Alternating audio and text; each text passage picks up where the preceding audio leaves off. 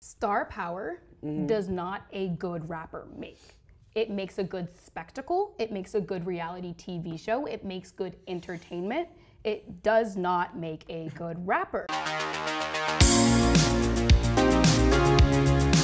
love Danielle Bregoli, aka Bhad Bhabie. She's fun. She has great records. She deserves a spot in hip hop.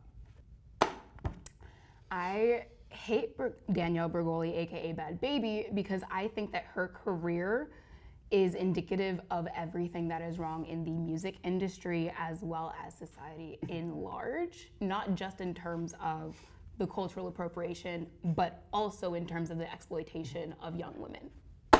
Rap music is kind of reflecting what's going on. It's not going to be what you think the world should be like. It's not going to reflect all your ideals. It's going to reflect how people, what's going on in the street, what's going on in the world, what's going on amongst the youth. And if you don't like that, which I'm assuming that's what you're saying, you know, you just got to move on, I guess, maybe to a different genre. So I have a question for you. How do you think Bhad Bhabie reflects what is currently going on with the youth in terms of her lyrics specifically? Well, we can go right to her last video. Very, very current and relevant theme is like people catfishing and luring girls, pedophiles and predators. And Bhad Bhabie has shown, like, put a spotlight on that issue, which is very relevant, and it's a good message for the girls to be careful out there. And I care about the safety of these impressionable teens, and that's a perspective that she's bringing that I don't think has ever been touched in hip hop. So, kudos to you. Calling out the subject matter that she touched on in her music video is not a new concept. It's been done by, let's go back to Mary J. Blige with Runaway Love, where she's literally talking about all of these people that are trying to take advantage sexually of these young girls. One.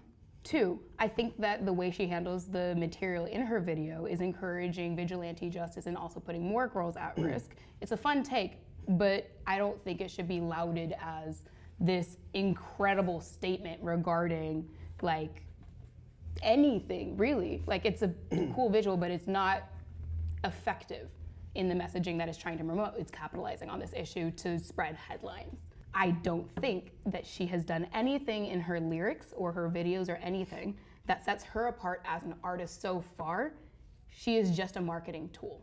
All right, first of all, let's go back to you referencing Mary J. Blige song, video, whatever. How many of them watched it? Like, have a refresher on the issue. It's still happening, and it's happening even worse nowadays because of the internet and all that. So to say that a subject has been covered before, that's, I'm just not even gonna really entertain that. So go back. I was saying that Mary J. Blige has done it before because the way that you presented it says it's something that hasn't really been seen. It has been. And this isn't a new concept in music. Skrillex has touched on subverting power roles in his music videos so much, and he doesn't even have a personal connection to the issue.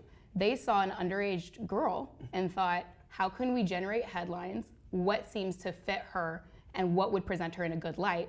And they gave it to her. Her management does not actually care about building her as an artist. They care about building her as a brand that they can make money off of. No one's actually looking out for her and trying to make sure she has a career that actually has any sort of longevity. I mean, I think the last 2 points were purely opinion and just subjective. But either way, almost every artist has marketing, and they look at an art, like their team's gonna look at their artist and be like, what are their strong points? What fits their image? And they're gonna do that. And you know, maybe it wasn't her idea, but at the end of the day, it's whatever message that comes out of it, no matter what the motives were, if it's for money or whatever. Hey, if a good message, awareness and stuff is being spread, I'm for it. I don't think it's a good message being spread. I think it's shallow, fake, hollow. It's messaging to capitalize on a brand, not messaging to influence or change culture. You can tell based on the way that they have literally built her career, making sure that literally her first time in the studio, she got signed to Atlantic. The second time she did High Bitch. Like, her career is moving so quickly that they're not keeping track of or giving any regard to her personal growth as a human. She's still 15 years old. she is way too young to be doing a lot of the stuff that she is doing just in terms of like what she can handle emotionally. The way that she blew up was she already had emotional issues. So for me, I think that their willingness to capitalize on this issue without trying to address the issues that are actually relevant to her life show a blatant, flagrant disregard for her as an artist and an individual. I mean, yeah, she never asked for this. She went on a show with her mom, I heard, because they were tight on money. But, you know, she became a star, and you're saying that there's no, you know, regard for her personal growth. I mean, she said in interviews, you know, she was running around with the wrong crowd, and when they had her staying out of trouble and like doing this and that, this activity, her friends are being locked up. She's talked about it. She said, you know, that she's stopped doing drugs since her career's taken off. And then she puts it in her music as well. I don't sniff it up, I don't roll it, you know, like all that shit. She says it in her music. And she's also mentioned lean and partaking in like drugs in the same songs that you're talking about, while also being in interviews saying, if you're talking about lean in these songs and your friends are ODing, you're stupid. So like, she again is a teenager, and I don't think that she understands fully the magnifying glass that is being put on her or the pressure that she is having to live up to. All right. So who is this magnifying glass anyway? Who are these people that are like, if she says it in one song and then she talks about leading another song, like, you know, yeah, teens are gonna make mistakes. She's showing growth, at least in my eyes, from what I've seen. People aren't, you know, they're not gonna stick to one thing all the time. They're always flip-flopping, you know?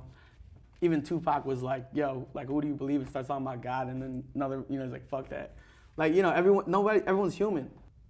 Talking on how she's authentic, she's 15 years old, she can't drive a car, and yet she's still flexing cars in her songs.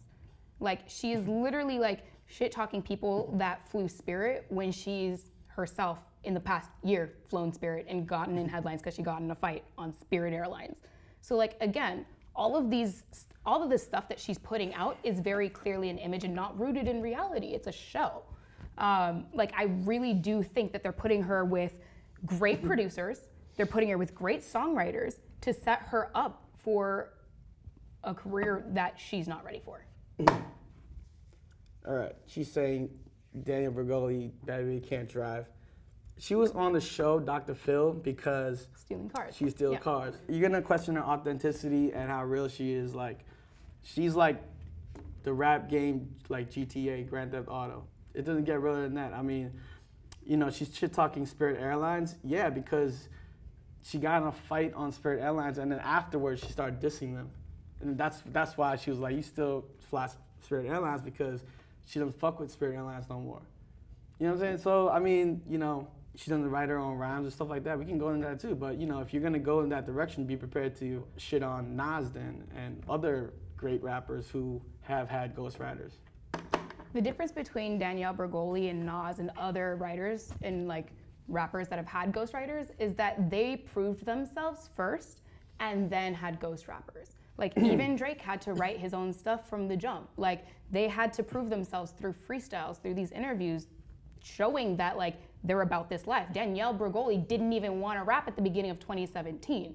She doesn't know about the culture or the history of like hip hop. She knows about the music that she liked listening to, but it's a completely different world acting as an artist and enjoying the product of it.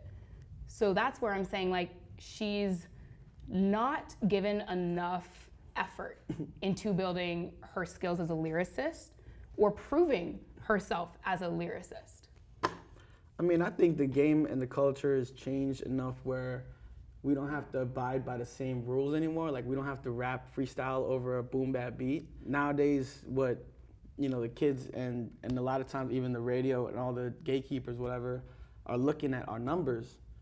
And she's putting down consistent numbers. Every single song, every video has got millions of views. And, you know, people love it or hate it, but I mean, I think that if there was nothing there, she's been rapping for less than a year. She sounds better than half the rappers that are coming out. You know, she can actually enunciate her words. I mean, which I don't mind if you don't enunciate, that shit's dope too, fuck it. She's got great delivery. I mean, she's got charisma. She's rocking her shows. Her shows are multicultural, and she's bringing people together. She's got hits and knock. That's why Lil Yachty's got her on her tour now. I think she's using Lil Yachty and all these features to build her audience because she knows that she can't carry herself yet. I think that all of the numbers that she's gotten is because out the gate, she got a multi-million-dollar deal with Atlantic the first time she stepped in a studio because her manager was like, let's try seeing how we can flip your fame, right? So that in and of itself is a whole mess to begin with. And you cannot compare her to like these rappers that are coming up self-funded, right? She has never had to actually like think about prioritizing anything because it's been handed to her. I think like her first 4 songs were all solo by herself. Don't Worry Mama, I Got It, all those songs solo. These Hoes, solo. Numbers. She might have done more numbers on those than the featured ones. I mean, now the featured songs have been out for a while now, and they've eclipsed them, but still, like, shit. Like, there's a reason why these artists are jumping on her track too. It might have hurt their career more than helped, you know, like whatever. It's more than a paycheck sometimes, you know, like they know what makes sense. And for them, and their teams, they saw that it made sense to work with her. And I'm sure they're getting as much crossover fans. It's you know, it's collaboration. When we're talking numbers, it's not just that her numbers are inflated because her budget's inflated, but again, you have to recognize numbers aren't everything. Just because labels look at them doesn't mean that it's sustainable. Logan Paul has better numbers than she does. And like, it doesn't mean that I'm gonna call him a rapper. Like, she's an influencer that is trying to use her platform to gain credibility as a rap artist. And I think we need to make that distinction because, like, again, she's not done anything to prove herself as a rapper. You know, I think Lil Yachty has more respect for Bhad Bhabie as a rapper than Logan Paul. I mean, she had a very viral catchphrase which made her voice recognizable, and they're capitalizing on the fact that her voice is recognizable. Who knows if her label's even gonna keep her after her voice changes when she's done going through puberty, because again, like, she has a very distinguishable voice because she is young, because she did have this huge platform where she says, catch me outside, how about that? And like, that's not a career maker. That just distinguishes you and sets the very bare minimum. Granted, you say she can enunciate barely. Her like timing and writing the beat isn't great. Her lyricism isn't great. She has not proven herself outside of the machine that is making her. All right, I think it's more than just her having that catchphrase and it's recognizable. It's just like every great star that's popping has this distinguishable voice. Like, you hear a song and you know it's Rihanna right away. Like, that's why she's a star. You know, Kanye West raps and you know it's Kanye West. Because she has a very distinguishable voice. Like, any song she's on, I'm gonna know it's her. She has star power, it's undeniable. You know, she's like roasting everybody in the audience. She came with that catchphrase, like, there's something there, you know? And she goes on YouTube, she's like shitting on her own fans. Like, she's shitting on people coming after her. Like, yo, she has undeniable charisma and star power. And, you know, if it wasn't rap, you know, she'd probably be a star somewhere else, you know? And it was unfortunate that we got to discover, you know, via internet and through Dr. Phil. Shout out Dr. Phil, by the way.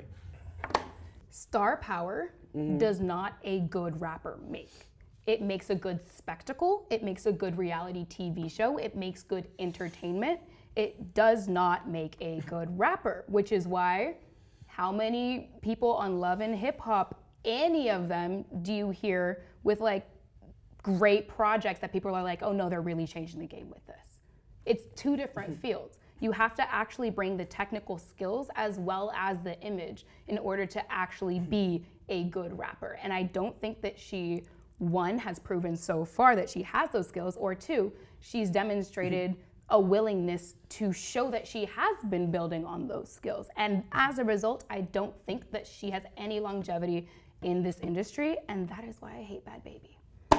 Just having a personality doesn't make a good rapper. I think that might have been true 10 years ago. You know, there's a lot of people that go from memes to becoming like flipping to a dope career, like Cardi B, for example. You know, on top of that, I think she's a great rapper. I think she rides the beat well. She has great songs, they're hits, there's stuff that the kids love. And, you know, ask the king of the youth, Lil Yachty himself. You know, I think he's a great spokesperson, more than myself. I'm a little bit older than both of them. So, yeah, it is what it is. She's great at rapping. She has a unique, you know, POV that I think has a spot in hip-hop, and the best to her. We're going to have to agree to disagree. I just want to say that I think you're very smart, and you killed it today. But What up, squad? I hope you enjoyed the video. If you did, you can hit the subscribe button. You can also follow us on Twitter and Instagram by clicking the links below. Until next time, thanks for watching All Def Music.